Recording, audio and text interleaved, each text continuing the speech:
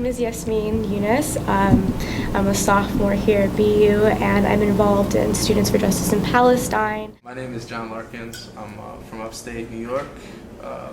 I'm an organizer with Mass Action Against Police Brutality. Know that we are here for peace, and that we want to see change in our neighborhoods. We want to see our tax dollars spent well.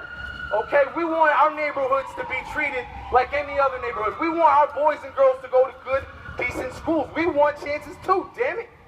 I remember growing up as a kid, like, when I was called a terrorist, like, it really hurt because I was born and raised in St. Louis, Missouri. Like, my heritage, yes, is Middle Eastern, and my religion is, I'm Muslim, but I'm a proud American, and, like, to be sort of questioned of my allegiance just because of parts of my identity that I don't really control, it's humiliating. I have to laugh about this to keep from crying sometimes. Then it's like to know that I can never rise above my skin color, you know.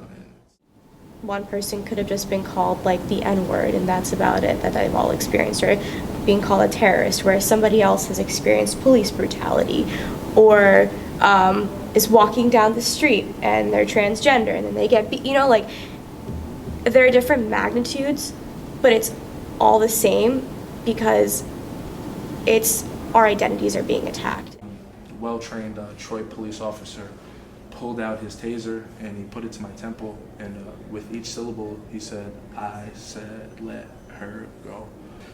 Right in the back of my head. They tasered me. First time was 5 seconds, 50,000 volts. Give me your arm, give me your arm. I can't move my arm.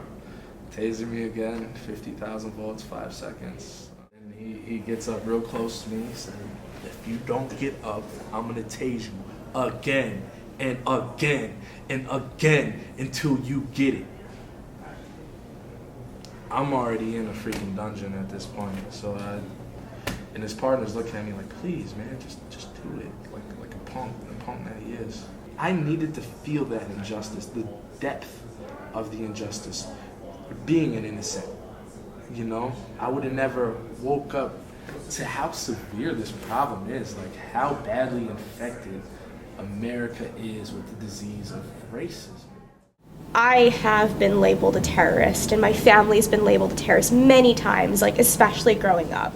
The judge is asking everybody, "Can you give this black man justice?" Before anybody's even picked, he must have asked the question like 30-something times. "Can you give this black man justice? Can you give this black man justice?" Well, I'm sorry, but if you gotta ask, then that's obvious that I'm not gonna get any justice today.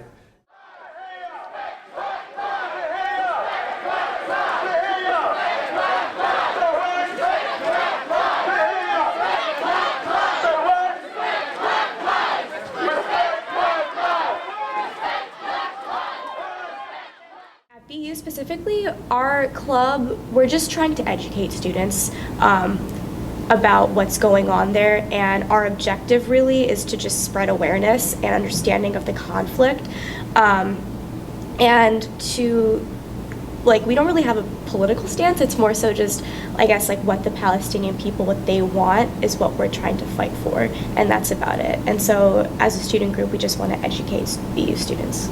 We're just about organizing the people and really transferring the belief that we have power. We are the power. We are the people. This is our country.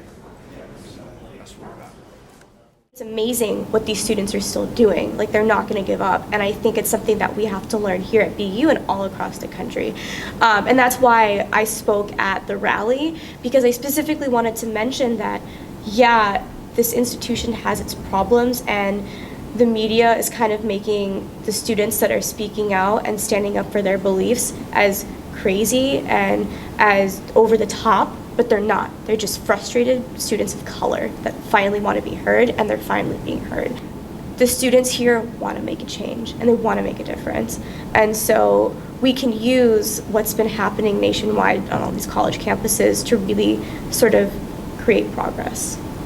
I just hope that they would be willing to be empathetic enough to put themselves in somebody else's shoes, all right, to just really check, just first and foremost, just understand that you have privilege, you have a step up just because of your skin. You know? Be empathetic and just look at it from my shoes and just try to understand. That's all we're asking. It is a little humiliating and it is a little embarrassing at the same time, because this doesn't happen to like white people, you know, like, or other, I guess, majorities almost, like they never have to go through this. Like, why are we subjected to go through it too? Because we're all like people.